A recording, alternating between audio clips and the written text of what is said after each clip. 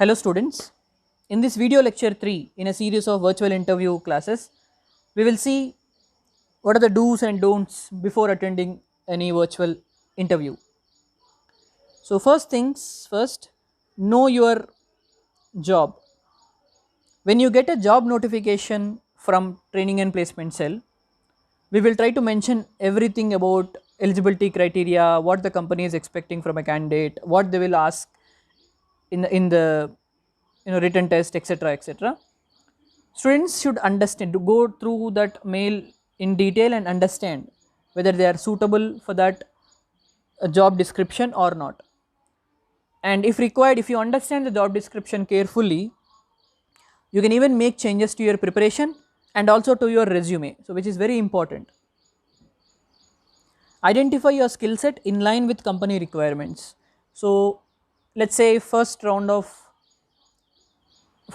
any company is group discussion, so you will sharpen your skills related to group discussion.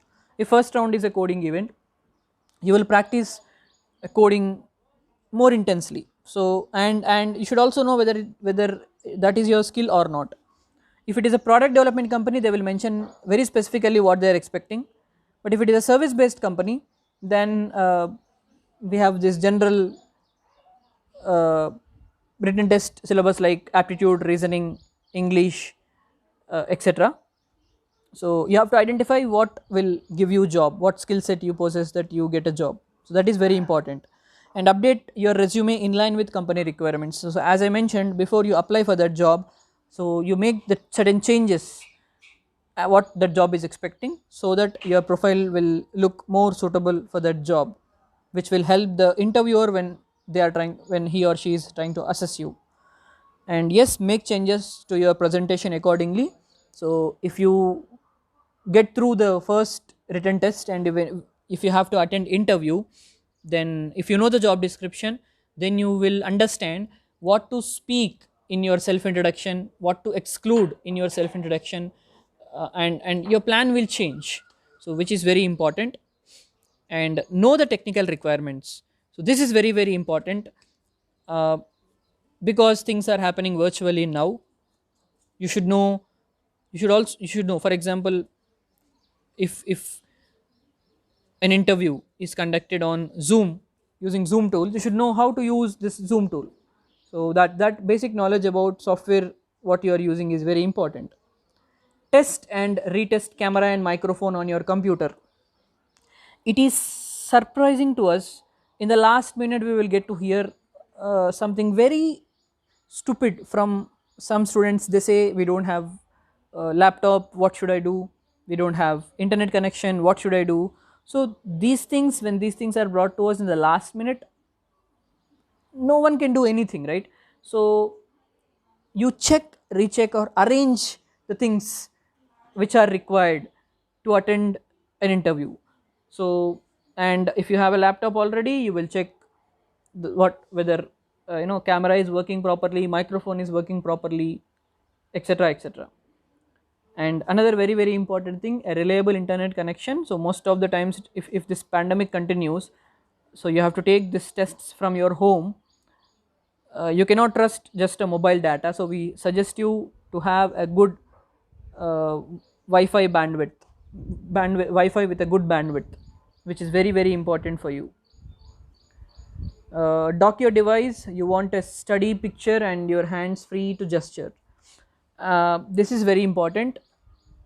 uh, let's say you are sitting in your room, ensure that a table chair setup is there, so that you can dock your laptop, you can set up a laptop there on the table steadily, and you have a proper power supply also, because you don't know when there will be a power shutdown or some other problems might come.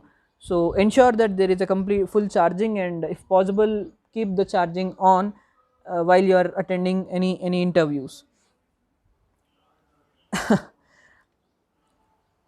So it's surprising that my mobile now is saying I have only 15% charging, so very very much coincidence. So yeah, next is, yeah, preparation. uh, don't rely on the ability to quickly look up for answers or on a written talk.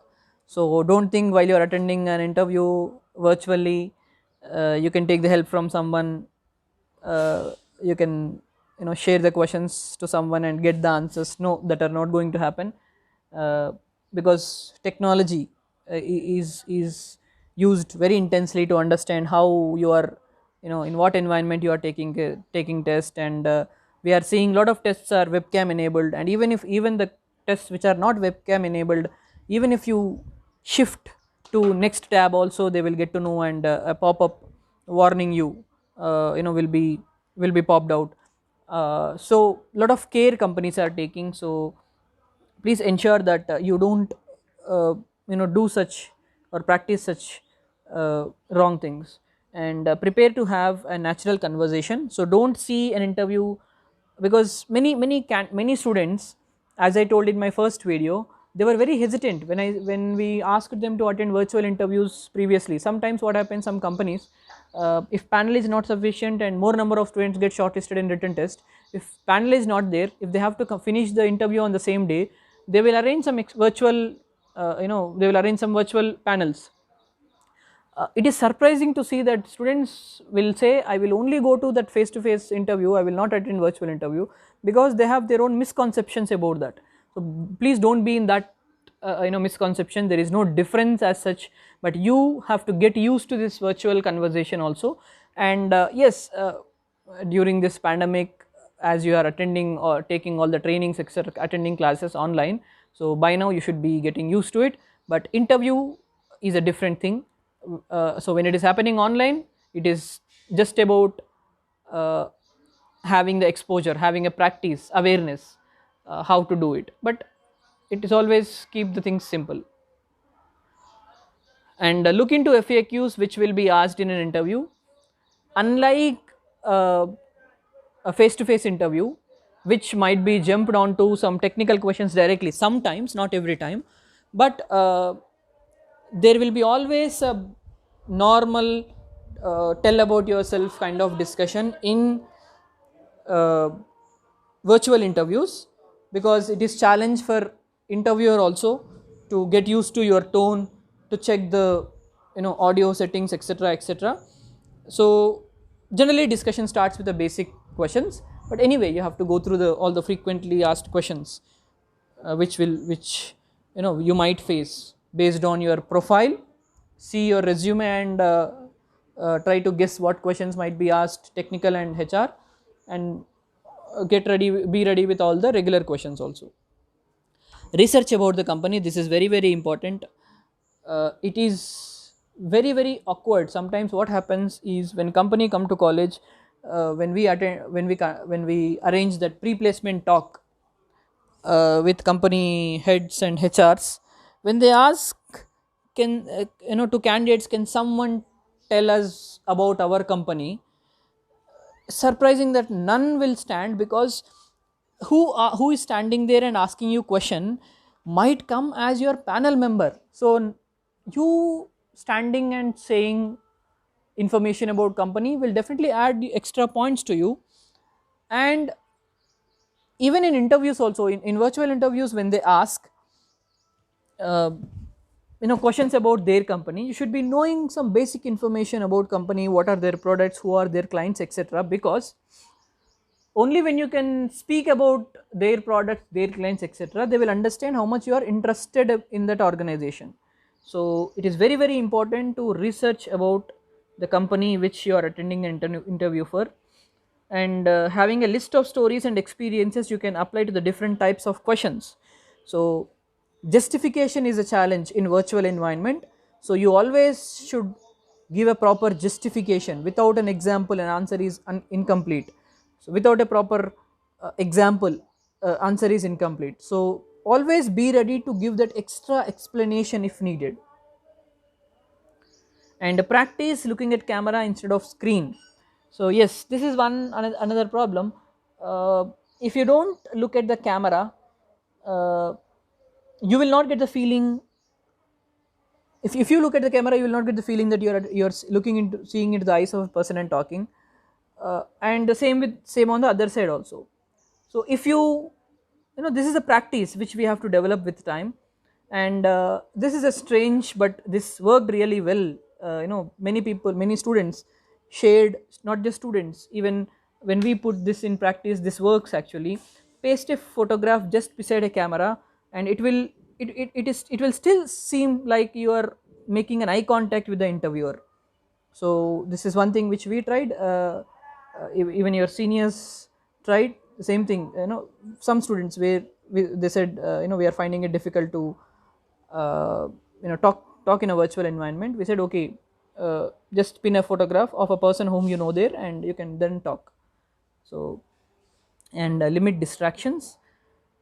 Choose a quiet location with few distractions. So if you are taking it from your home, background should be neat and clean. No distractions should be there.